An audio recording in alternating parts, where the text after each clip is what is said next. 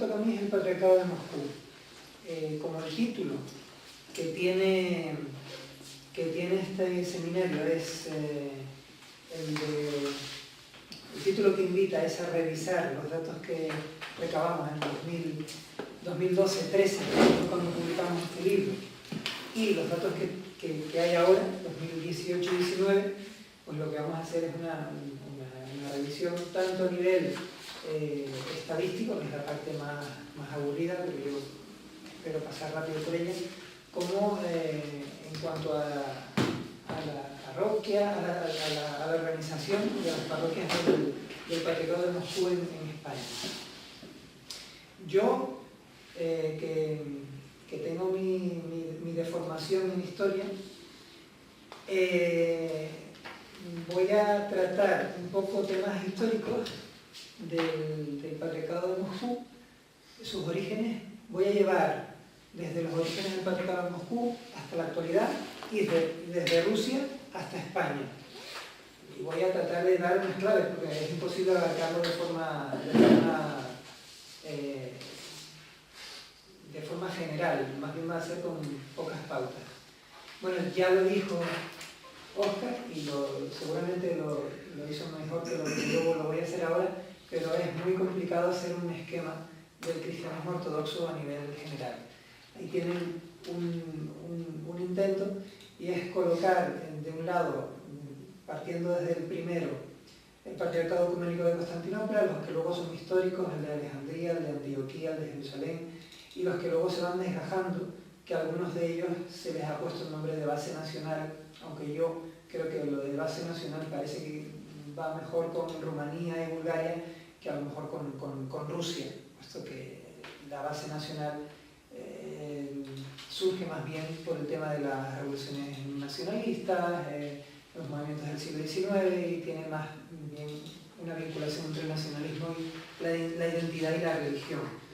Sin embargo, el caso de Moscú no lo es tanto, aunque en determinado momento lo pudiera llegar a ser, y de hecho lo ha sido. Como pueden ver ahí están las autocefalias, que son aquellas que tienen reconocimiento por parte del Patriarcado Ecuménico de Constantinopla, y las autónomas que no lo tienen.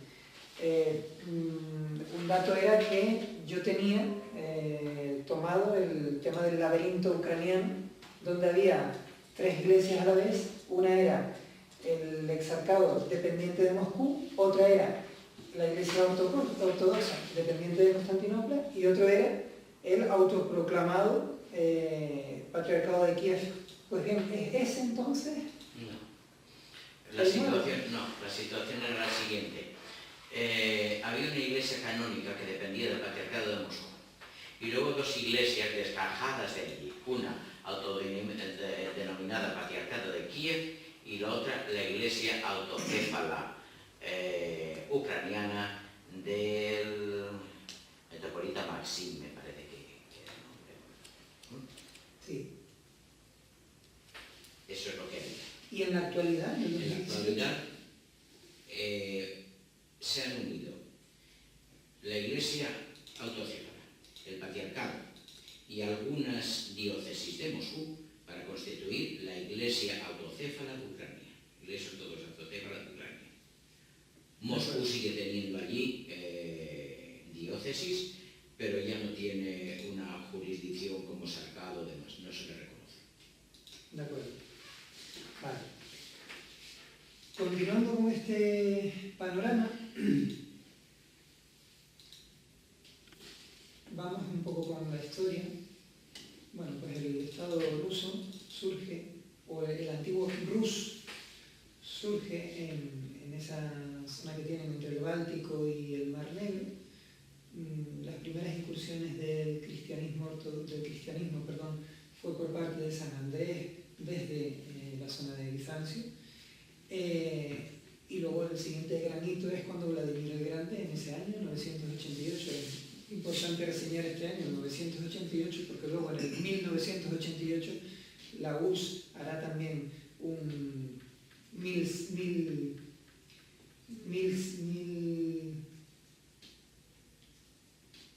aniversario de ese acontecimiento, el milenio de ese acontecimiento.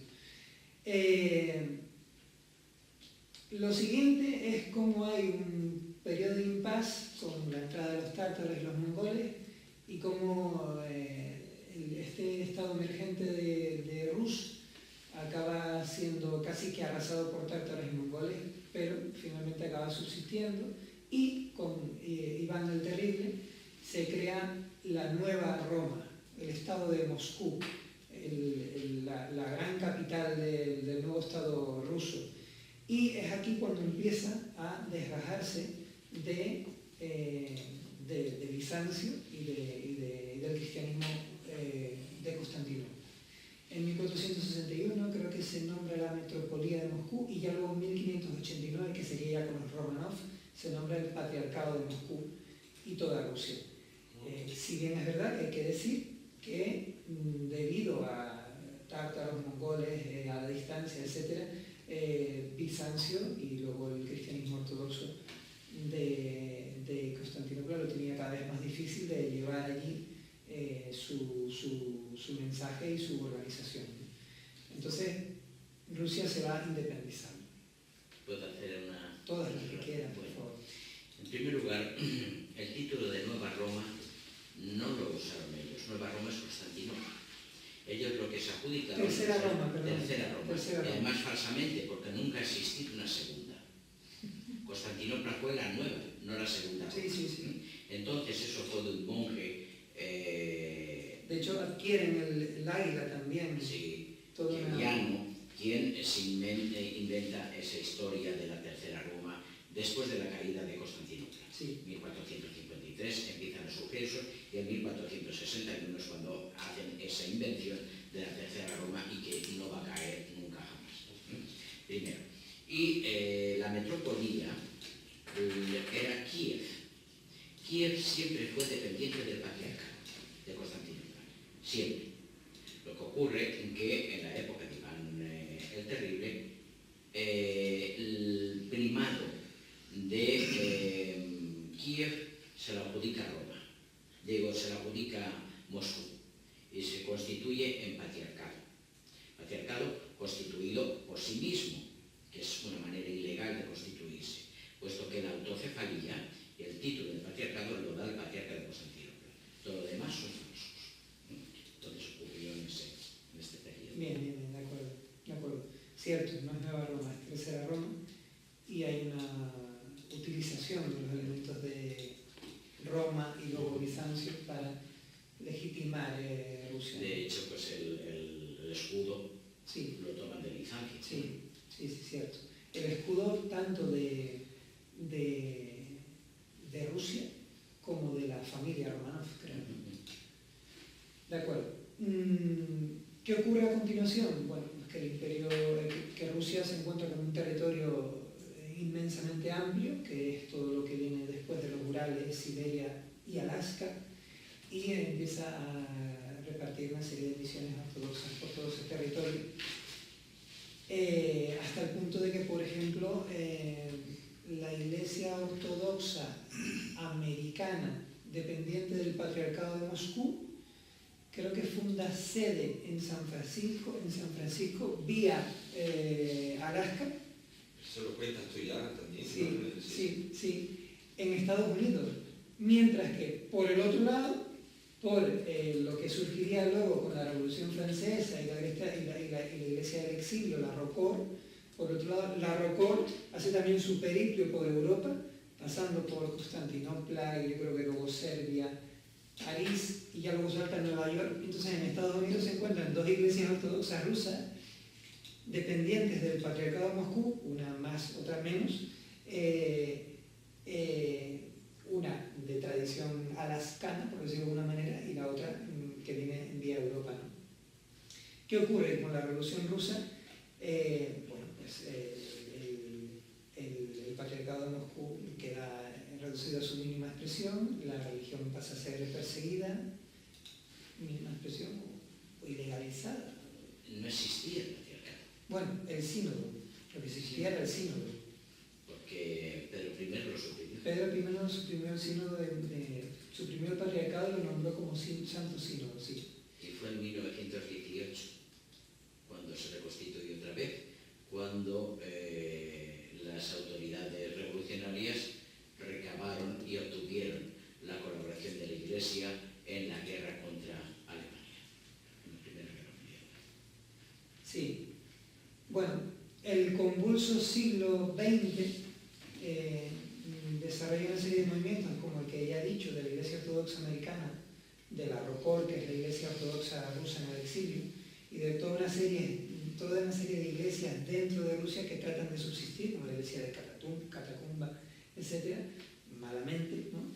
Aunque también es verdad que dentro de Rusia, dentro de la URSS, perdón, después de 1917, dentro de la URSS, la persecución hacia la ortodoxia, la persecución hacia la religión no siempre fue igual.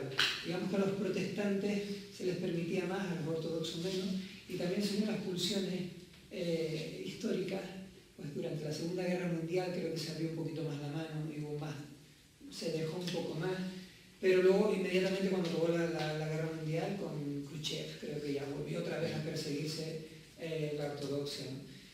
Bueno, todo esto es el resultado de la URSS y de su antirreligiosidad, todo lo que luego generó, ¿no? Pero ¿qué ocurre?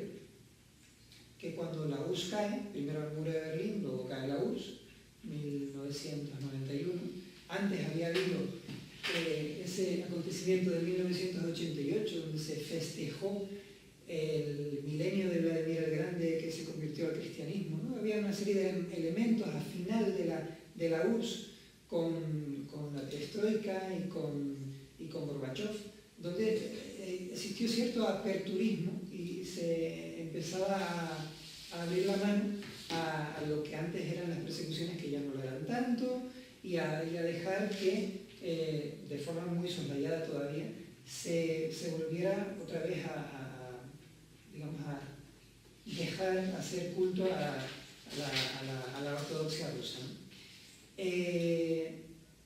Claro, tenemos una estructura brutal. Para empezar, Rusia no es una nacionalidad. Rusia es una federación donde dentro hay muchas etnias y muchas otras nacionalidades. Y la gestión de este extenso territorio tiene su correspondencia luego con la Iglesia Ortodoxa y el Patriarcado de Moscú. Este dato que tienen aquí, esta estadística que les pongo aquí, es el número de creyentes que existían en Rusia. Bueno, primero la URSS, en el 91 cae, luego la Federación Rusa y la Federación Rusa, ¿no? Cada 10 años, como el número en azul, el número de creyentes ha aumentado, ya digo, por ese efecto de recuperación de la religión en el país donde fue perseguida. Entonces, fíjense que en esta fecha, 2010, ya en el 2019 donde estamos, probablemente esa cifra sea la de 3/4. Dentro de Rusia, la gran mayoría es la ortodoxia rusa en cuanto a religiones. Luego están los musulmanes, acuérdense de las repúblicas de Centroasia, Bujara, Samarcanda, etc. Y luego un grupo interesante de protestantes, católicos, judíos, que normalmente están asentados en la zona del Báltico, y budistas y otras, ¿no?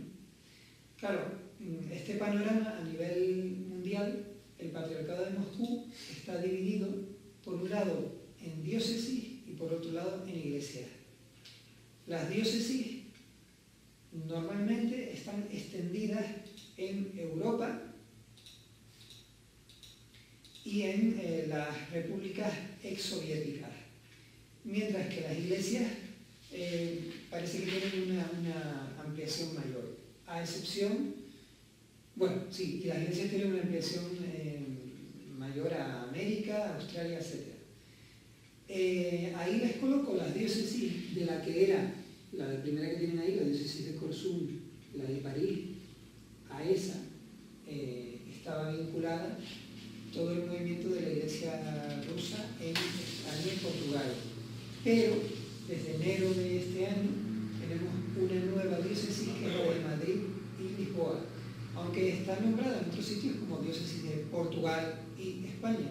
Pero yo creo que el nombre adecuado es Madrid y Lisboa, puesto que parece que el nombre siempre suele ser el de capitales, la de Londres, la de París, me imagino que la de Madrid y Lisboa es su nombre oficial.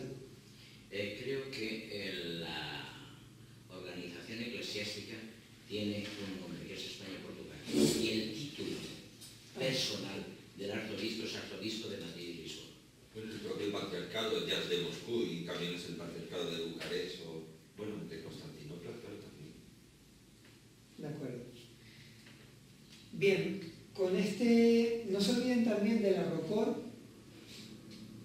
que hasta no hace poco tenía jurisdicción en muchas partes del mundo. O sea, tenía parroquias en Canadá, en Estados Unidos, en Argentina, en Chile, también en Australia.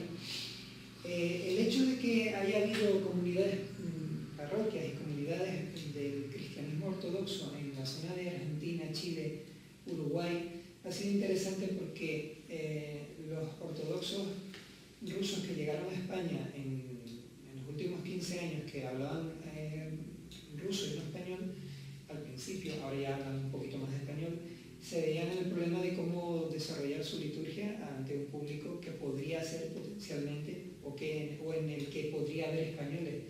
Entonces han acudido en determinadas ocasiones a consultar a sus homónimos de Buenos Aires para que les faciliten textos con la liturgia en castellano y poder así dar luego su liturgia en ruso y la otra mitad en castellano, como a veces hacen en algunas de sus parroquias en la península, en España. Con el inconveniente de que han traído también los modismos de allí, Sí. con lo que aquí no se enteran Sí, los españoles. efectivamente. Bien. Lo que ya un poco contó Óscar. Hay que hacer un poco de historia en el sentido de que el Imperio ruso y el Imperio español en el siglo XVII, XVIII y parte del XIX tienen elementos en común. El primer elemento en común son los enemigos. En primer lugar, el turco. El enemigo turco, que lo tienen los rusos y que lo tienen los españoles. Y otro, también será más adelante el enemigo napoleónico. Napoleón será también tanto enemigo para Rusia como para España.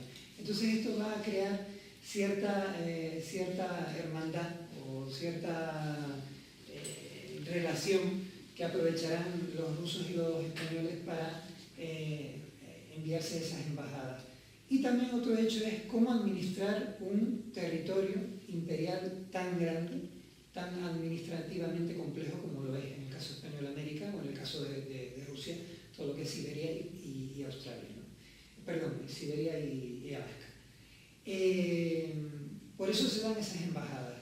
Y esas primeras embajadas pues traen en el caso de Madrid, traen sus primeras legaciones con sacerdotes y establecen una pequeña capillita y por ahí empieza un poco a emerger el tema de la relación entre Rusia y España.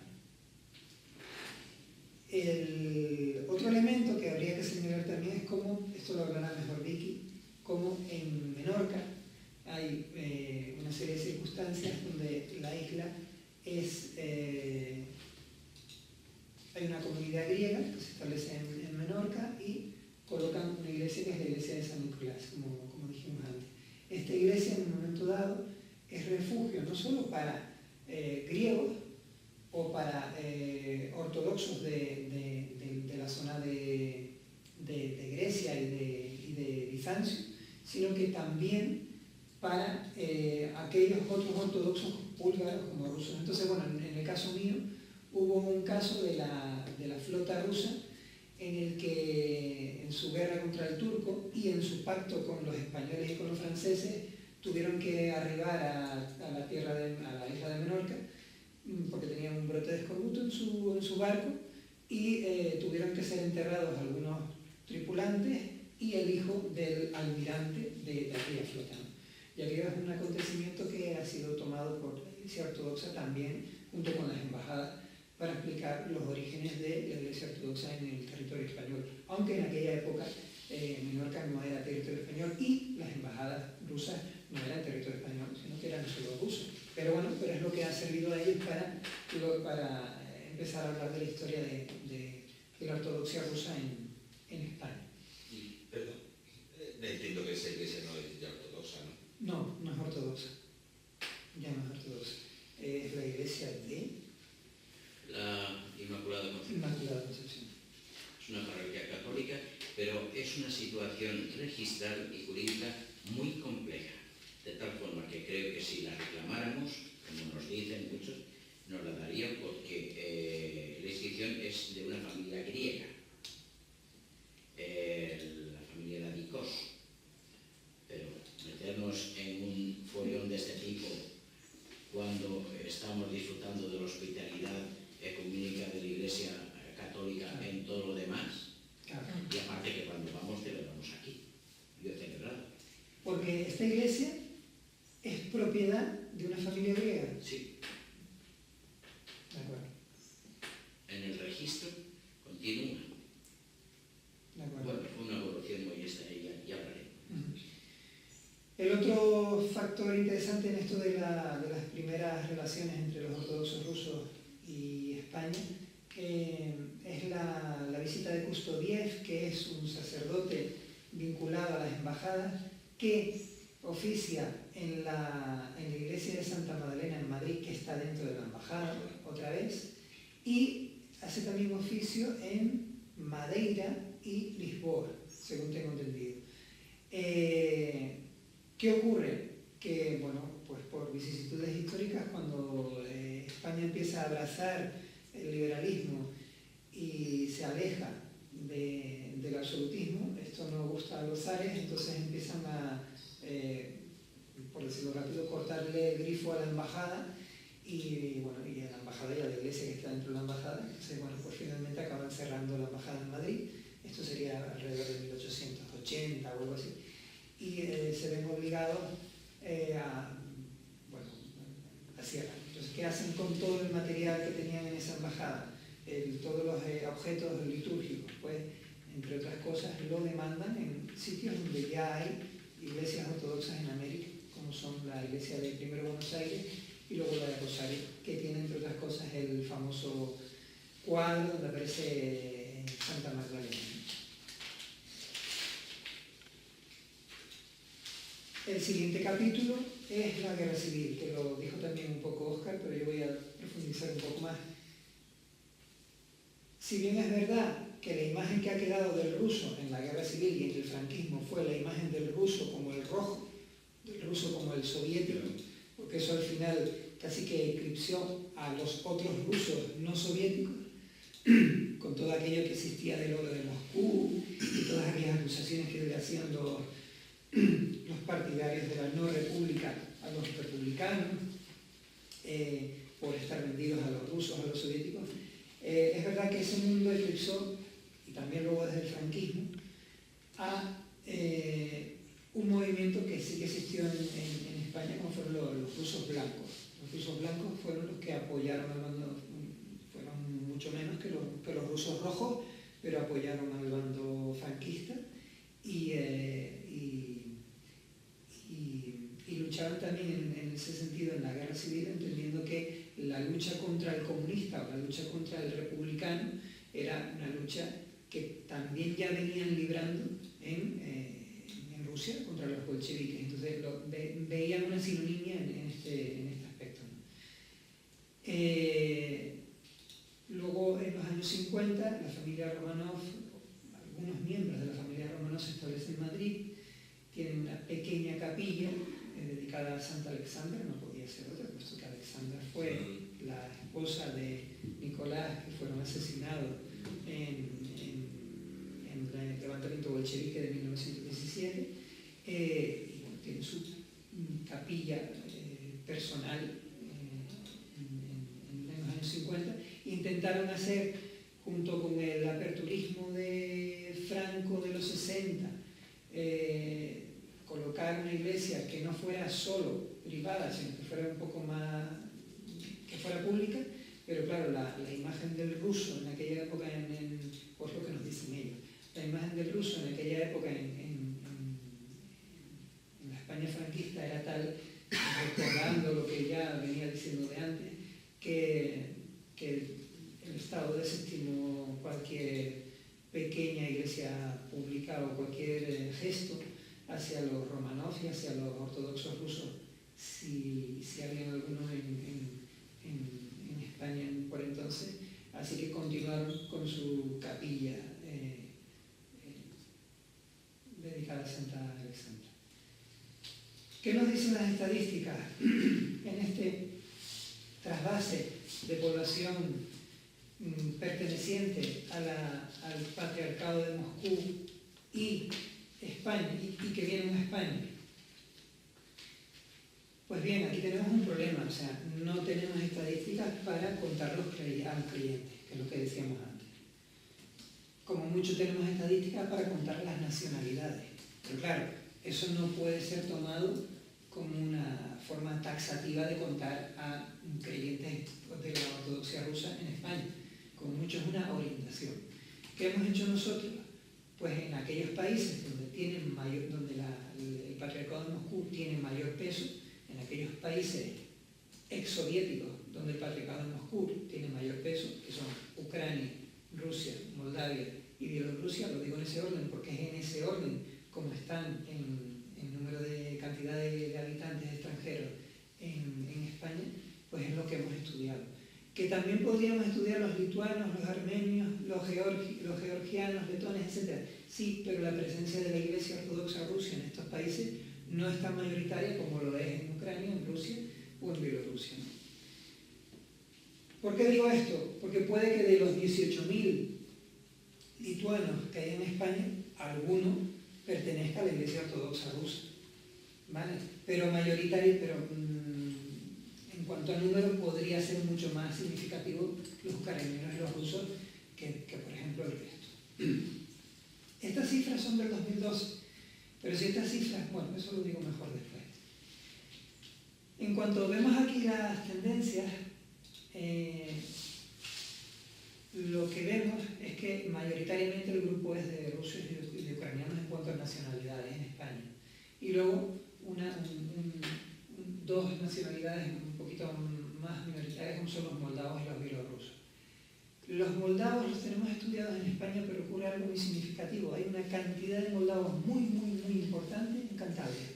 Esto debido ser al hecho de que varias familias se asentaron en esa zona y funcionaron como un reclamo a aquellas otras familias de moldavos que venían a España y se asentaron en esta zona por ser más cómoda la acogida que en otras donde a lo mejor tendrían que empezar desde cero cuando ya aquí tenían algo avanzado la llegada, ¿no? Y en cuanto a los ucranianos también tenemos ese elemento que es que aparecen muy significativamente registrados como nacionalidad en lo que decías antes, en Murcia y en la zona de Almería. Esto va a ser significativo porque, como verán, los moldavos que no son eslavos, son latinos y tienen me refiero a términos lingüísticos, los moldavos en Cantabria se van a ver mejor representados por la iglesia rumana que por la iglesia ortodoxa rusa, mientras que a lo mejor en el país de origen sí que la iglesia ortodoxa rusa oficia moldavo y tiene sus parroquias en esa zona, pero cuando se produce la migración de moldavos se ve mucho más cómodo con los sectores romanos que con los sectores propiamente ortodoxos rusos. Bien, ¿qué ocurre desde el 2012-13 hasta 2018-19? Pues que los rusos y los ucranianos siguen creciendo lentamente. Más los rusos que los ucranianos. Antes era al revés, más los ucranianos que los rusos. ¿Esto a qué es debido? El perfil del ucraniano normalmente es un perfil de una persona pobre que viene a buscar un mejor futuro gracias a una emigración laboral a España. Normalmente están contratados en construcción o en servicio, o de camarero. Y también hay una separación sexual. Ellos, construcción, ellas, limpieza, servicio doméstico. Pero los rusos no. Los rusos tienen un nivel adquisitivo un poco mayor y los rusos van buscando las zonas de retiro turístico y los rusos van a estar detrás de proyectos de envergadura donde colocan capital y hacen financiaciones importantes para que surjan iglesias ortodoxas rusas propias. Pero ¿qué ocurre? Con el conflicto ruso-ucraniano que ha existido recientemente, claro, se da una circunstancia y una paradoja que es, los ucranianos acaban sirviéndole a los rusos como personal doméstico o como camareros y los rusos acaban teniendo un papel preponderante como personas que tienen dinero, personas que tienen un nivel adquisitivo alto y luego comparten una misma parroquia. Claro, eso ahí, con el conflicto de Crimea, eso ha generado una serie de tiranteses y una serie de conflictos fuertes, ¿no? ¿Qué ocurre con los moldavos y los bielorrusos? Pues que se mantienen. Los moldavos y los bielorrusos tienden a tener la misma cantidad de población en España. Esta tendencia es tal que probablemente, si continúa así, no hay ningún sobresalto, probablemente los rusos sobrepasen a los ucranianos ya en el 2030, en el 2020.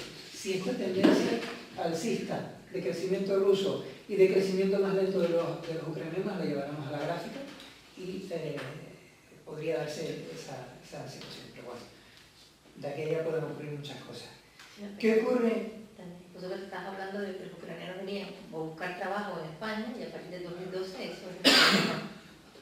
Los ucranianos venían y vienen. Venían y vienen, pero tienen que, obviamente, teniendo en cuenta la crisis en España, falta de trabajo, pues claro, tendrán que elegir otros sitios a los que emigrar con más posibilidades. Sí, cierto. Y eso ha hecho que los ucranianos yo creo que se estanquen o incluso puedan llegar a decrecer un poco.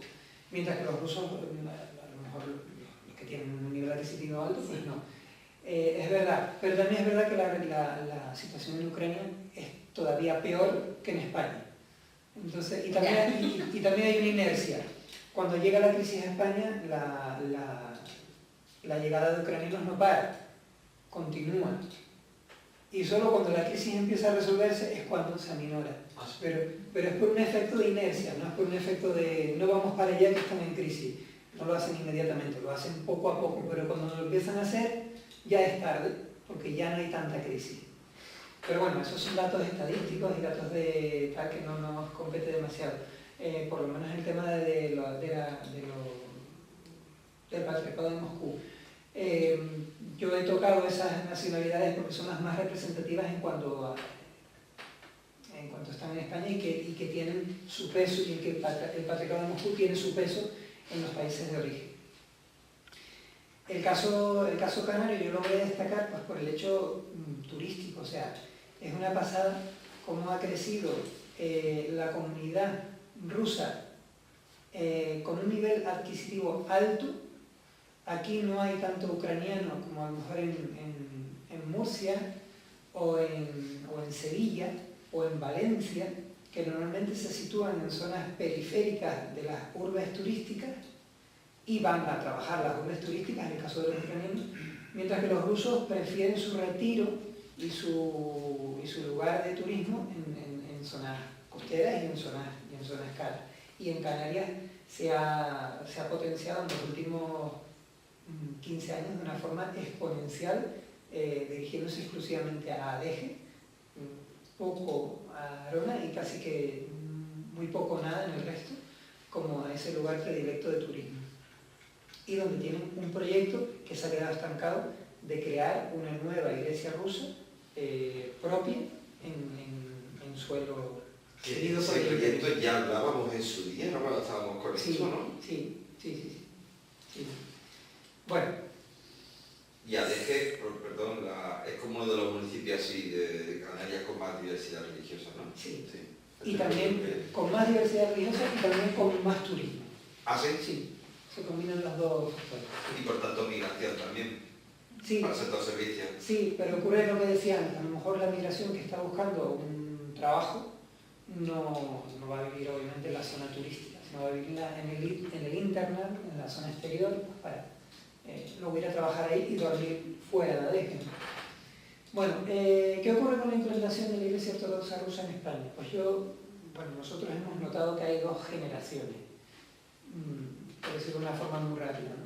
Primero hay un núcleo que se establece en la zona de Alicante y Baleares, que se debe al archimandrita Macari y a Ocio Ferrer, al sacerdote Ocio Ferrer, que ambos son nacidos en España y empiezan a tener su curso, su trayectoria religiosa por el mundo católico y por el mundo anglosajón, o anglicano, perdón, pero luego les acaba seduciendo el mundo ortodoxo y acaban integrándose plenamente en este mundo y finalmente son sacerdotes de la Iglesia Ortodoxa Rusa en España. Uno en la zona de Elche, Alicante, Ocio Ferrer, y otro en la zona de Palma de Mallorca, donde se establece el vicariato de la Iglesia Ortodoxa Rusa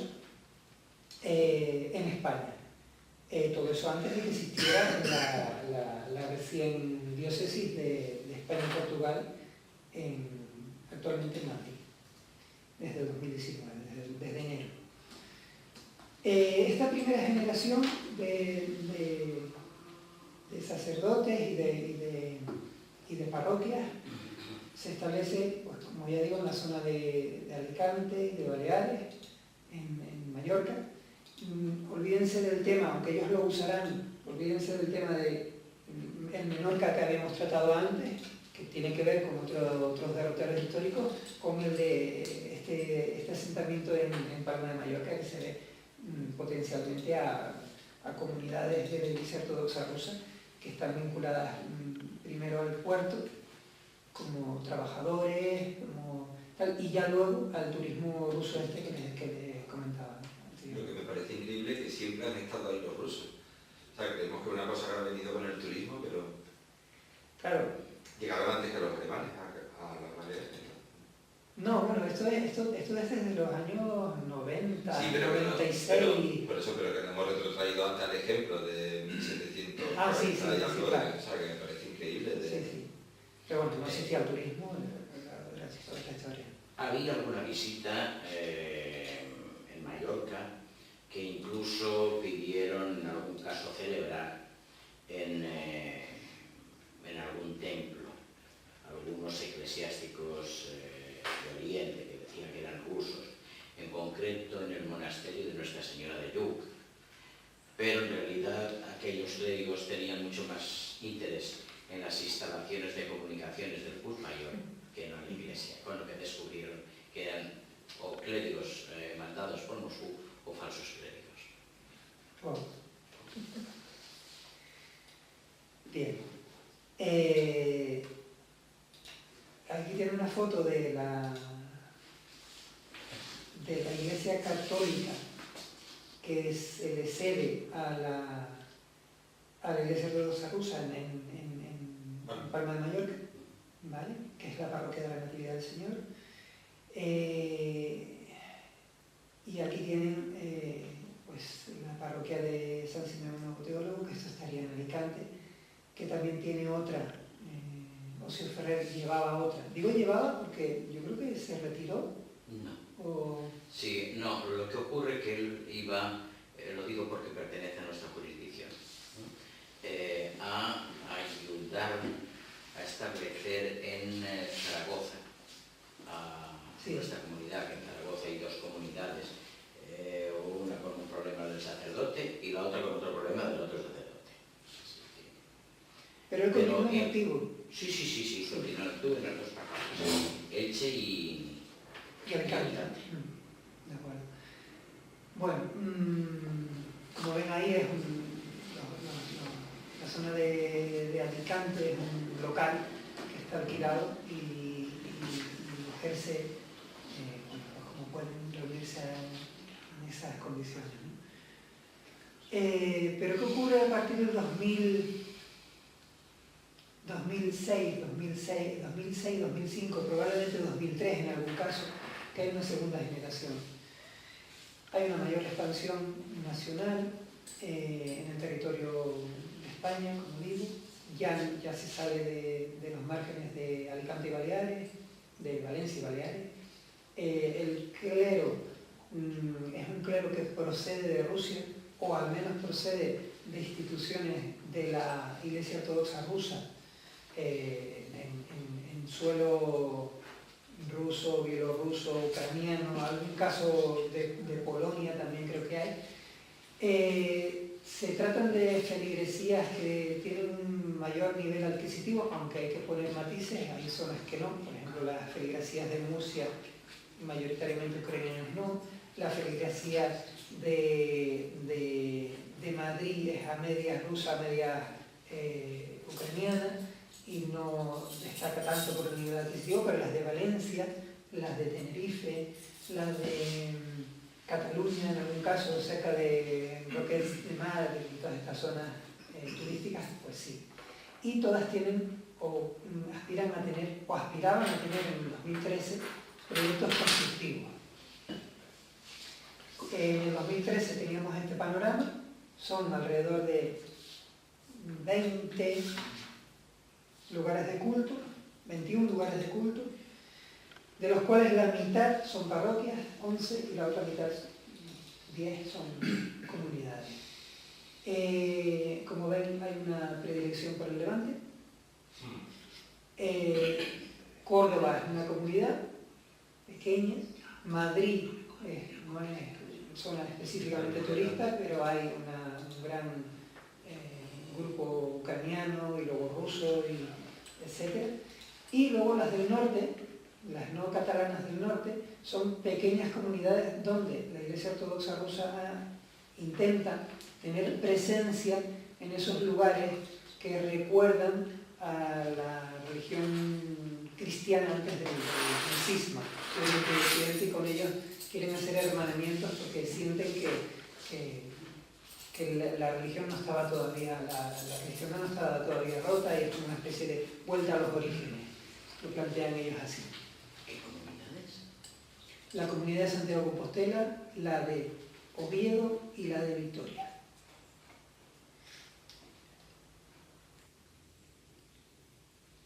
En cuanto al crecimiento de los lugares de culto, sigue creciendo. En el 2013 teníamos, que hemos dicho, 21, pero en la actualidad son 27.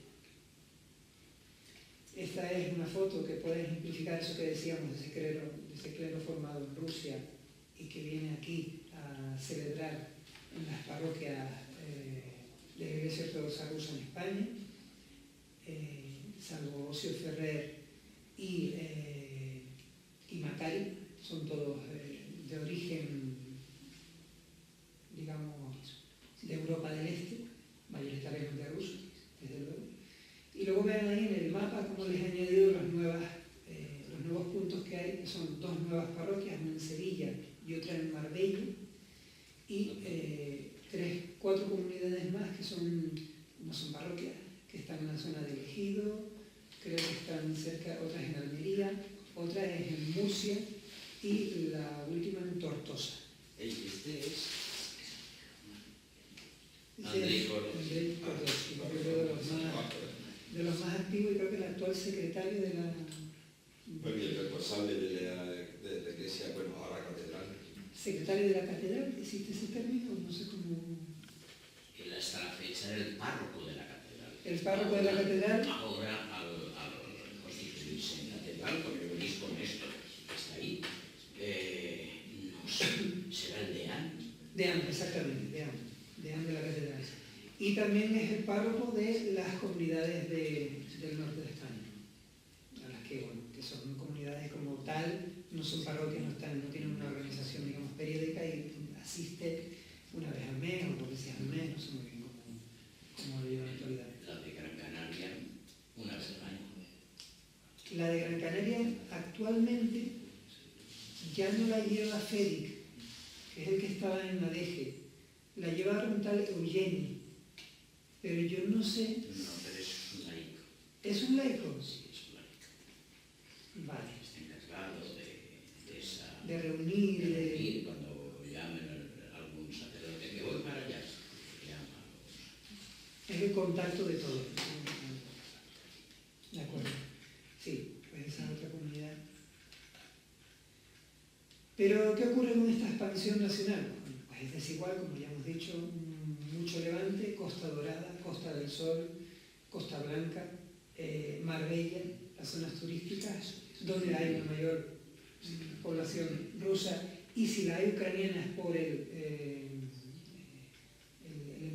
la búsqueda de trabajo, no el retiro turístico, que eso sí caracteriza a los rusos. Y luego la zona de Madrid, las tres del norte que hemos dicho antes.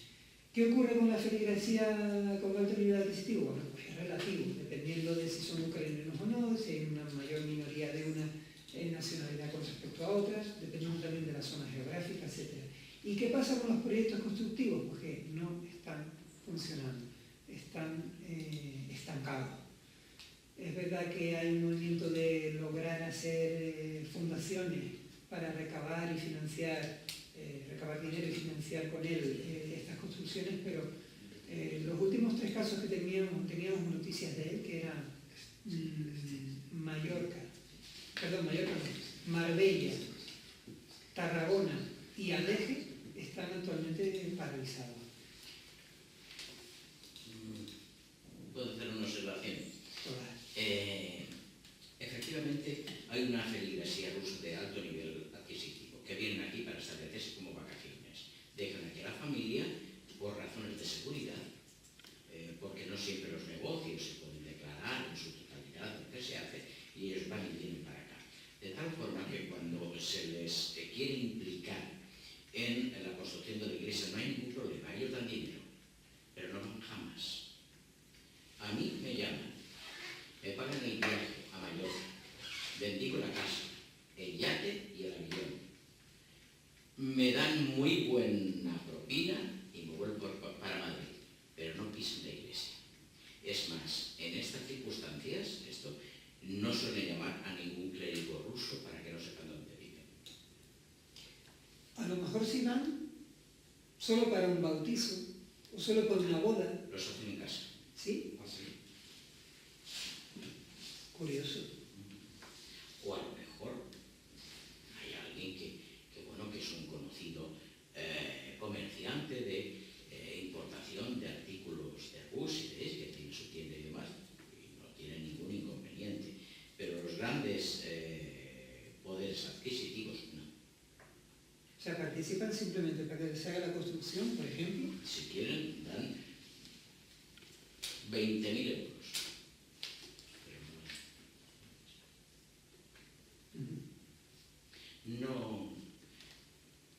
No quieren darse a conocer. No quieren ni que les vean, ni que sepan ni de dónde vienen, ni a dónde van. En general.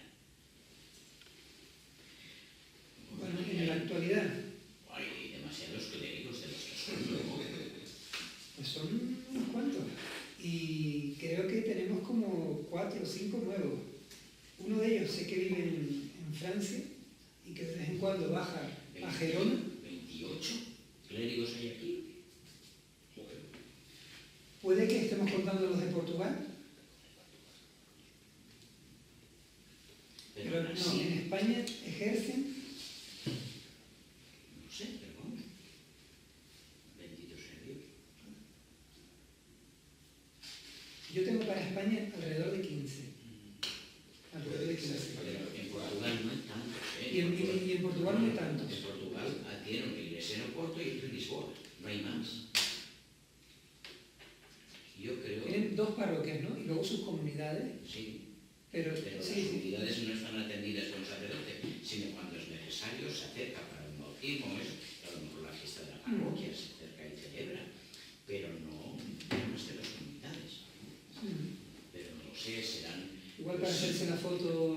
Qué sé yo, a lo mejor en la intronización del obispo Néstor, sí. y entonces pues han Me venido invitaron. clérigos de Francia, que es donde está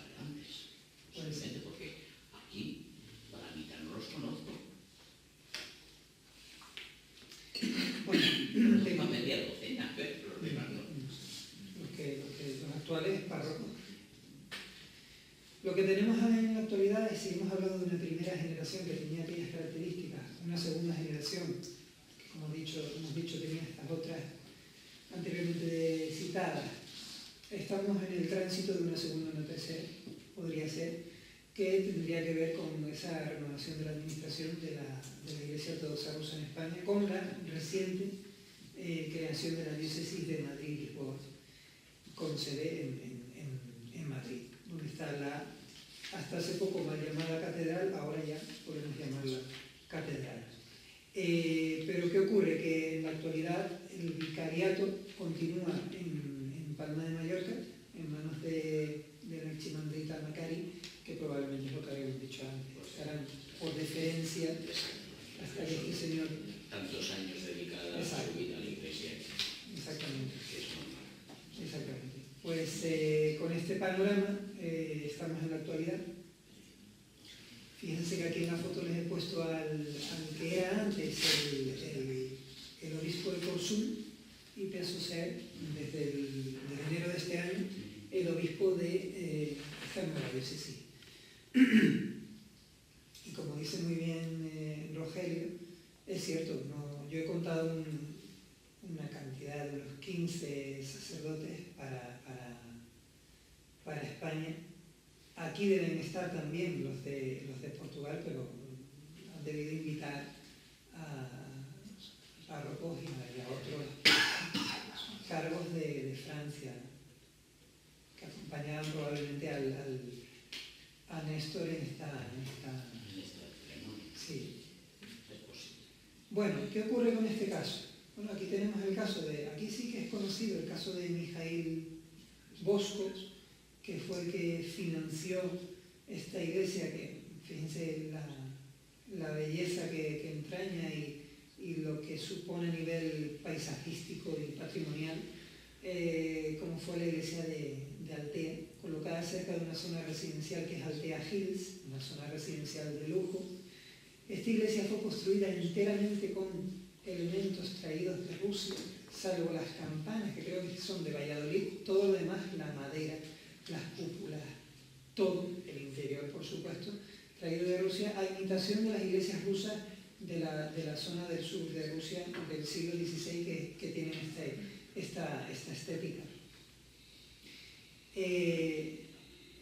El otro caso es la catedral mal llamada hasta finales del 18 de Madrid, en realidad era una iglesia que era sede de la parroquia de Santa Magdalena, que la llevaba Andrei Kordovsky, y que, pues nada, en cuestión de un año y medio han levantado este edificio que ven aquí, con sus cúpulas y todo, en la Gran Vía de Hortaleza, en Madrid.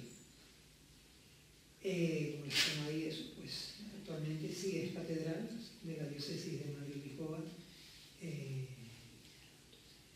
bajo la tutela de Néstor, del obispo Néstor. Algunos elementos, como esta era la iglesia de Madrid antes, era un sótano alquilado, antes de esa iglesia que hemos visto, un sótano alquilado que no tenía el nombre de Santa Magdalena, sino el nombre de Natividad del Señor. Anteriormente estaba al lado de una frutería, o sea, esto se los pongo para que vean ustedes el desarrollo, porque han pasado en menos de 12 años, de estar al lado de una frutería y un locutorio en la zona de Lucero, en Madrid. Yo no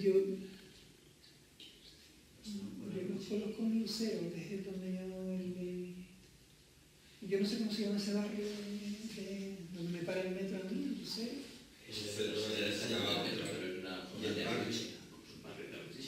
Vale. Pero vamos, sí, sé que estaba allí.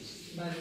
Y como de esa zona pasaron luego a esta, que es un semisótano, donde tenían ahí montada la liturgia y los elementos sacros, luego la de Madrid, que la de Madrid cambió de nombre porque, no sé si recuerdan aquel capítulo anterior que les hablaba de que como antiguamente la embajada tenía una iglesia dedicada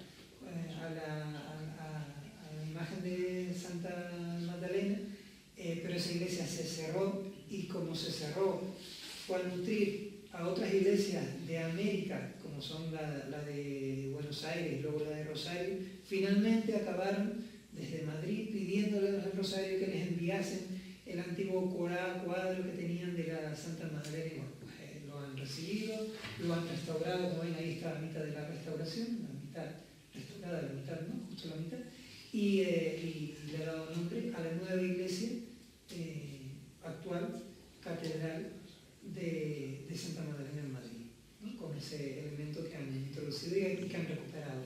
Bueno, Andrei Kordovsky es uno de los sacerdotes más activos,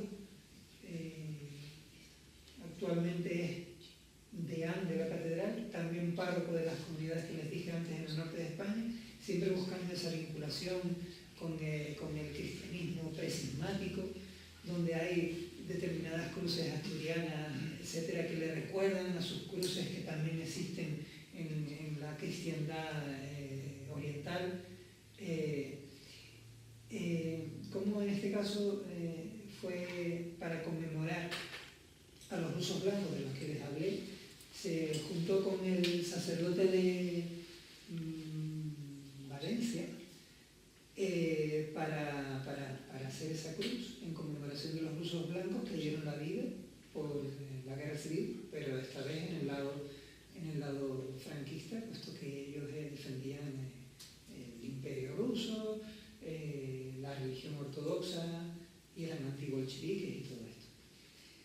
¿Qué ocurre con el resto de las comunidades? Bueno, pues para ir muy rápidamente, en Andalucía ha habido un movimiento entre Motril, Benalmádena y Marbella para colocar esa posible iglesia, pero todavía en suelo propio, costeada por fundaciones rusas y donde se han hecho muchísimos eventos recaudatorios, pero lo único que tenemos es algunos nombres de esas fundaciones, algunos recortes de prensa que a veces son muy buscando siempre el titular, determinados hoteles que han cedido parte de sus instalaciones para que allí se hagan ceremonias o incluso eventos recaudatorios para buscar dinero para estas futuras iglesias en suelo, construcciones de iglesias en suelo español. Y bueno, todos estos elementos. Luego, lo mismo podríamos decir para Cataluña, donde parece que la zona de Tarragona se ha vislumbrado como aquel lugar donde quieren también construir su propia iglesia, donde también hay un movimiento de fundaciones religiosas para adquirir dinero y financiar esa futura construcción, pero actualmente están paradas. Y les pongo aquí un ejemplo, como es la de Tenerife, que puede ser extrapolable a los casos de Alicante, Torrevieja, en cuanto a la cantidad de feligreses, en cuanto también a las nacionalidades que alberga, etc., cómo ha tenido ese desarrollo, cómo se instituye como parroquia en el 2011, el metropolita Néstor la visita en el 2012, todo esto antes de ser el actual cargo que es el de obispo, como el párroco de aquí se codea con grandes empresarios, políticos, embajadores, hay todo un movimiento de visibilización de este grupo, no solo a nivel de construir sus propias iglesias, sino también a nivel de entrelazarse con el tejido político y empresarial ruso asentado, por ejemplo, en Tenerife. Tienen una parroquia que primeramente fue una pequeña ermita en la zona de la Enramada, en la costa de Adeje, que después acabaron sustituyéndola por esta iglesia que es católica, cedida a los ortodoxos rusos que están en Tenerife, en Adeje. Hacen también sus ceremonias pues rodeando, porque tiene un amplio espacio exterior donde les permite rodear la iglesia en esa ceremonia de Pascua. Y bueno, por ejemplo, para ir a esta ceremonia en Pascua, yo no solo les recomiendo hacer la foto de la iglesia en plena ceremonia, sino también la foto del parking, donde van a ver que ningún coche, por ejemplo, es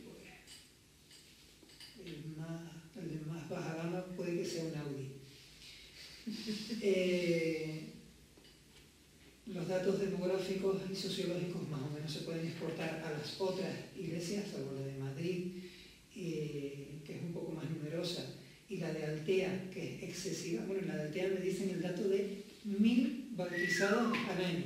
Esa cifra evidentemente está muy engrosada, pero si dijéramos que son 300, ya de por sí... ¿Cuánto dijimos antes en Madrid? ¿150? Sí. Pero claro, ¿qué ocurre con Altea? Imaginen, Altea es... 1000 bautizos al año. Se supone que son 2000 habitantes, que tengan padre y madre, y además que cada año tengan un hijo. O que funciona ahí, yo la cifra de 1000 no me la acepto, yo acepto una cifra de 300, de 200, que funciona ahí el turismo religioso. Sí. Hay gente de Francia que viene a bautizar... Bautizar ahí para hacerse la foto y demás. Y Claro. además, suelen ser generosos con el sí. De hecho, a lo mejor está quitando, entre comillas, clientes a otras iglesias Otras por el feligreses hecho de ser una iglesia más estética, más... Claro. Sí, sucede eso porque en esos actos no siempre es lo espiritual o lo religioso, sino también lo social, y claro, una foto queda mejor de esa iglesia que en un sótano. Claro. Bueno, aquí tienen un poco la trayectoria del sacerdote de Tenerife, que ya les digo es muy parecida a la de los otros sacerdotes de otros lugares en función a esas características de segunda generación de las que hablé antes. Normalmente tienen una formación rusa en seminarios e instituciones del Patriarcado de Moscú en Rusia. Se les acaba dando un papel en el extranjero, en Italia, en Francia, con algún tipo de cargo que puede ser de párroco o no, y finalmente acaban ejerciendo de párroco en España, con una carga detrás, con tesis doctoral, con estudios en teología, etc.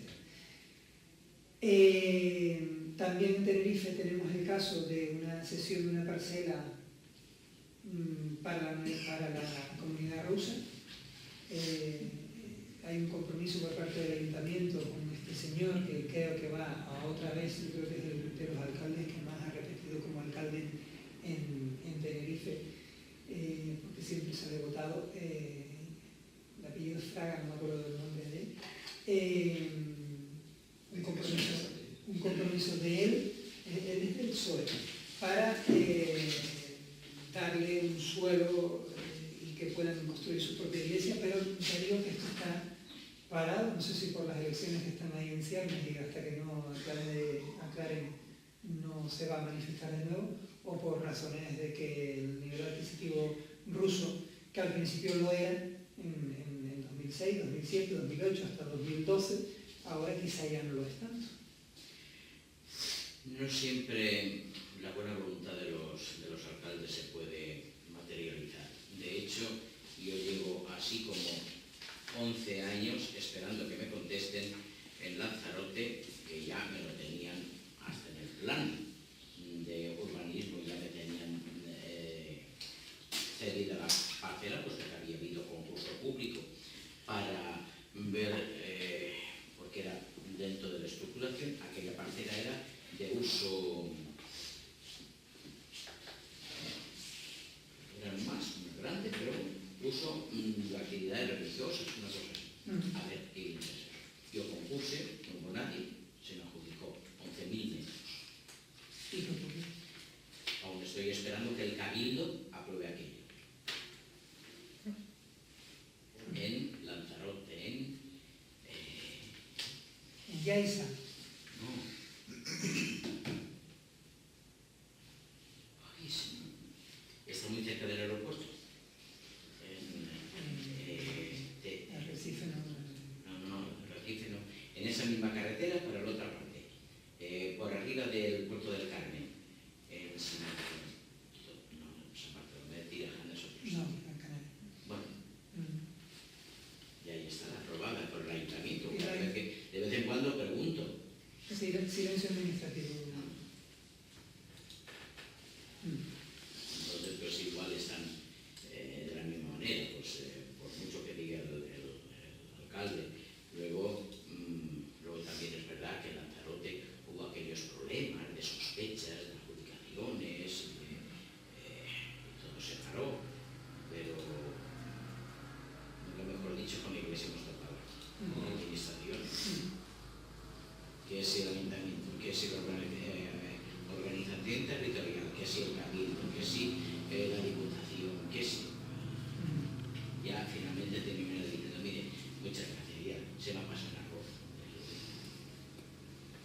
Bueno, yo casi que para ir acabando, llevo una hora, en serio. Cuando empezamos con la ortodoxia no paramos. El caso de Murcia y Almería ya lo comenté, que hay una mayor población de ucranianos, hay nuevas comunidades en esa zona. Luego es importante destacar el caso de Ocio Ferrer, porque ha inaugurado allí, bueno, desde hace tiempo se viene haciendo la mesa interreligiosa de Alicante, donde se unen varios grupos religiosos, católicos, ortodoxos y de ortodoxos rusos y de otras ortodoxias, y tienen sus debates y sus intercambios. Y luego el caso del norte de España, como ya decía, que bueno, que los rusos no tienen presencia real en el norte de España.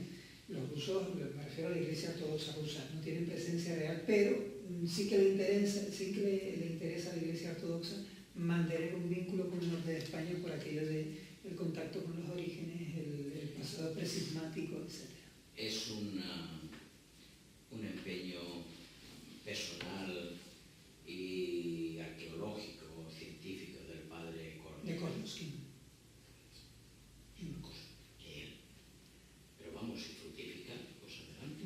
Las comunidades son muy pequeñas y se reúnen con ellas muy de vez en cuando. Y bueno, de vez en cuando hay... Lleva un icono. Exactamente. Y una reliquia. Exactamente, hay intercambio de, bueno, pues yo hago una exposición de iconos, le dan una reliquia, todo esto es para mantener vivo esos tres pequeños núcleos que tienen Vitoria, Oviedo y Santiago de Compostela. Pero en Vitoria no hay nadie. En Lo digo Vitoria... porque celebramos nosotros San Sebastián y vienen de San Sebastián, vienen de Vitoria. En Vitoria lo que sí hay es que no está en Vitoria, está en Biarritz, que es una comunidad Sí. ortodoxa rusa que desde el 1917 está ahí, tiene su iglesia propia. Joder. Y de vez en cuando los pequeños rusos o los pocos rusos que hay en Victoria pasan la frontera y se hacen su... De hecho, uno de los sacerdotes de esa comunidad viene a celebrar de San Sebastián, cuando podemos ir nosotros. Pero no es rusa, realmente, fue fundación rusa. De hecho, fue fundación del zar, él pagó la construcción. Esta. La de viaje. Es que veraneaban los Ah, documentales exacto. sobre veraneados. Sí, Además, un intento que era un... yo incluso en alguna ocasión coincidí con él en la facultad de París. Era un ortodoxo de origen coreano que lo mandaron allí, el arzobispado de Tracia rusa en Europa Occidental, dependiente de Constantinopla, lo mandó allí para ver. Y en un momento en que el párroco titular, porque él era el vicario, se ausentó de vacaciones, movilizó a la comunidad, hizo una votación ilegal y pidió la recepción en el Patriarcado de Moscú. Naturalmente aquello se denunció y los tribunales decidieron que aquello había sido ilegal, por lo tanto no valía. Y continúa siendo una parroquia del Patriarcado de Constantinopla.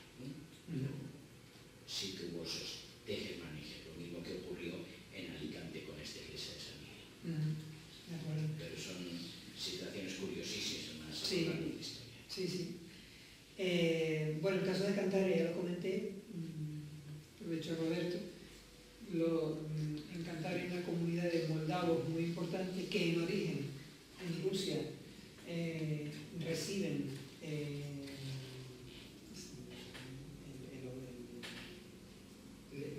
les dan sus oficios religiosos, etc., desde la Iglesia Ortodoxa rusa, desde el Patriarcado de Moscú, pero cuando vienen a España, por el hecho de tener un idioma, el moldavo, que es más semejante al rumano, etc., pues acaban de salirse del amparo de la Iglesia Ortodoxa rusa que tienen en origen, y aquí pues van fundamentalmente a la Iglesia romana. Y ya por último, el papel de Andrei Kordovsky, que ya les digo que es muy activo, es el actual deán de la Catedral de Madrid-Lisboa, y es el párroco de esas comunidades del norte, así como de la de María Magdalena en Madrid, aprovechando aquella historia que ya contábamos nosotros de Menorca, quiere que se haga una cruz o un obelisco conmemorativo a los rusos que murieron en la isla de Menorca a propósito de aquel escorbuto del que hablábamos antes, donde el hijo del almirante murió, el tal Spiridov, y allí pues, tiene al lado, cerca o dentro de la iglesia, creo, una sepultura, una lápida conmemorativa de aquel evento. O sea, él ha hecho un trabajo de investigación en embajadas y en archivos históricos, y bueno, pues ha llegado una cantidad, incluso los nombres y apellidos de los que allí murieron, y se le quiere hacer una conmemoración más general. Y bueno, y aparte de eso, ya las autoridades locales de Menorca están diciendo que aquello puede ser un buen atractivo turístico, se puede colocar hasta un sendero que lleve al obelisco, etc. Y esto es más o menos todo. Las consideraciones finales a las que yo llego, pues, bueno, que son obvias. ¿Cómo podemos hablar de una inmigración laboral en un principio años 90, últimos años del siglo XX, podríamos decir, soviéticos y luego rusos y ucranianos, que en determinadas zonas se transforma a un turismo realmente, a un turismo residencial prácticamente ruso? Y cómo se pasa de la invisibilidad de esas primeras comunidades que solo estaban a lo mejor en Palma de Mallorca, en Alicante y poco más, a una visibilidad donde se persigue que el emblema sea una iglesia propia. Por otro lado, el turismo religioso del que hablamos, no solo el turismo religioso de los rusos hacia las playas de Levante y de las islas, sino también ese turismo a los lugares presismáticos que se encuentran en la geografía del norte de España. Y luego como el tema de la guerra de Ucrania, cierta crisis en Rusia, etc., ha configurado un panorama un poco distinto que podría estar detrás de la explicación de que esos proyectos de construcción se hayan visto un poco parados. Y por último, eso, hablar de una tercera generación, que es lo que ya prácticamente parece que se va a dar, y es cuando acabe de ejercer y se jubile finalmente el archimandrita Macari, en deferencia a su gran labor y a su papel como oficiante dentro de esta iglesia ortodoxa en España, pues finalmente Madrid acaba teniendo todo el papel como vicariato, como diócesis